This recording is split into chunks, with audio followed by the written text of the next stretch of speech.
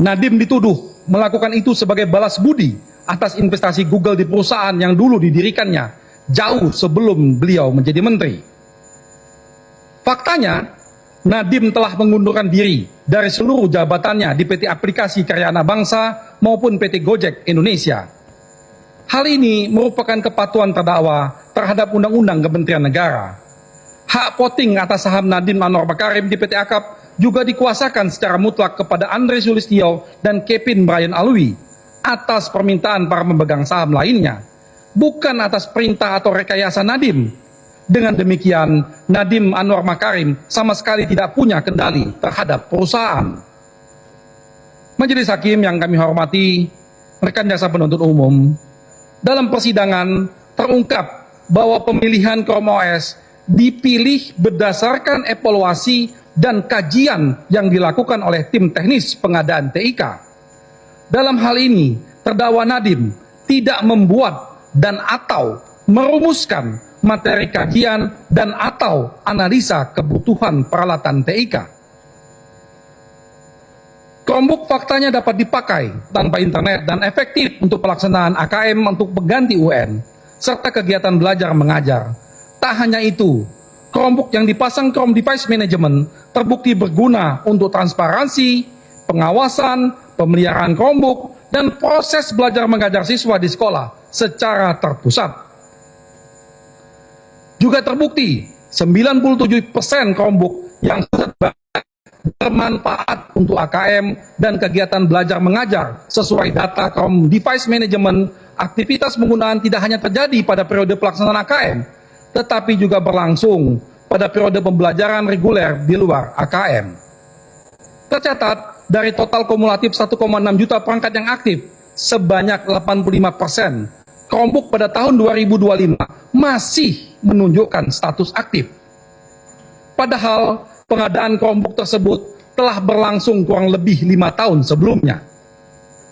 Hal ini menunjukkan bahwa perangkat tersebut masih bermanfaat dan digunakan secara berkelanjutan dan tidak terbukti mangkrak atau tidak dimanfaatkan sebagaimana yang dituduhkan. Di persidangan, manfaat Chromebook juga terkonfirmasi oleh kesaksian guru-guru yang dihadirkan. Dari Aceh hingga Papua, semuanya bersaksi bahwa Chromebook memberikan manfaat besar karena bisa digunakan dengan baik oleh para siswa. Chromebook membuat siswa mulai mengenal visualisasi pendidikan modern. Siswa menjadi lebih semangat belajar karena metode belajarnya tidak lagi monoton. Antusiasme belajar menjadi meningkat karena teknologi membuka jendela dunia yang sebelumnya tidak pernah mereka lihat. Bahkan di sebuah daerah terpencil di Kalimantan, murid-murid bisa melakukan Zoom meeting dengan gubernurnya. Ini sesuatu yang mungkin dahulu terasa mustahil bagi anak-anak di pelosok negeri. Bukankah itu hakikat pendidikan? Membuka akses, membuka harapan, membuka masa depan. Fakta penting lainnya yang terungkap di persidangan, pengadaan Chromebook tidak menimbulkan kerugian keuangan negara. Bahkan, pemilihan Chrome OS sebagai operating system justru menghemat anggaran 3,6 hingga 4,9 triliun rupiah. Pengadaan Chromebook yang merata dari Aceh sampai Papua ini bukanlah perbuatan tercela, bukan juga perbuatan merusak lingkungan yang menghancur leburkan hutan hujan tropis, bukan juga mengusir masyarakat adat di Papua. Pengadaan Chromebook ini senyatanya telah membuka jendela dunia bagi semua kalangan dari berbagai daerah.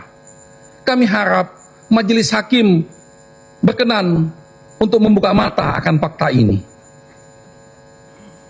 Majelis hakim yang terhormat, kecelakaan berpikir rekan-rekan jaksa penuntut umum juga terlihat dari tuduhan yang tidak berdiri di atas pembuktian yang kuat, melainkan dibangun atas hasil audit yang cacat secara metodologi, sehingga kesimpulannya pun serampangan dan menyesatkan. Audit investigatif terhadap kerugian keuangan negara yang dilakukan BPKP dalam kasus ini menggunakan metode rekalkulasi yang tidak dikenal dalam penghitungan kerugian keuangan negara. Apalagi yang digunakan BPKP dalam audit tersebut tidak memeriksa keseluruhan populasi.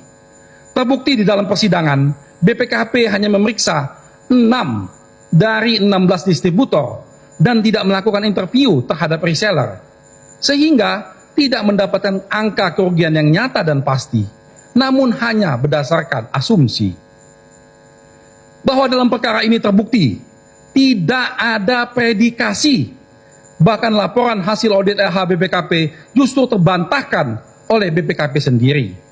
Karena sebelum menerbitkan LH BPKP 2025 yang menjadi dasar dakwaan, BPKP telah 2 kali melakukan audit atas pengadaan Chromebook yang sama, yang membuktikan tidak ada kemahalan harga dan tidak ada predikasi sebagai syarat dilakukannya audit investigatif. Sesuai azas praduga keabsahan keputusan pejabat atau usaha negara, hasil audit BPKP atas pengadaan TIK 2020 dan hasil audit atas pengadaan TIK 2021-2022 ini adalah sah dan mengikat semua pihak, termasuk majelis hakim. Audit penghitungan kerugian negara BPKP tidak membatalkan audit BPKP 2024 dan sebelumnya. Tak berhenti di situ, ditemukan cacat yang paling fatal dari aspek pertanggungjawaban pidana ketika LH BPKP 2025 mencampur adukan antara pengadaan yang bersumber dari APBN dengan pengadaan yang bersumber dari APBD atau DAK.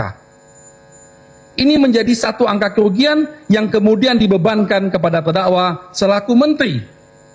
Yang lebih aneh lagi, orang-orang yang melakukan proses pengadaan dan bertanggung jawab dalam proses pengadaan dan menerima gratifikasi tidak ditindak sesuai hukum, namun dijadikan saksi yang keterangannya semuanya sama, menyatakan menerima perintah dari Nadiem. Walaupun mereka tidak pernah bertemu, keterangan yang diberikan berdasarkan keterangan dari orang lain yang juga menerima gratifikasi. Sehingga sesuai dengan pasal 237 ayat 5 huruf D, hakim wajib menolak keterangan tersebut sebagai alat bukti.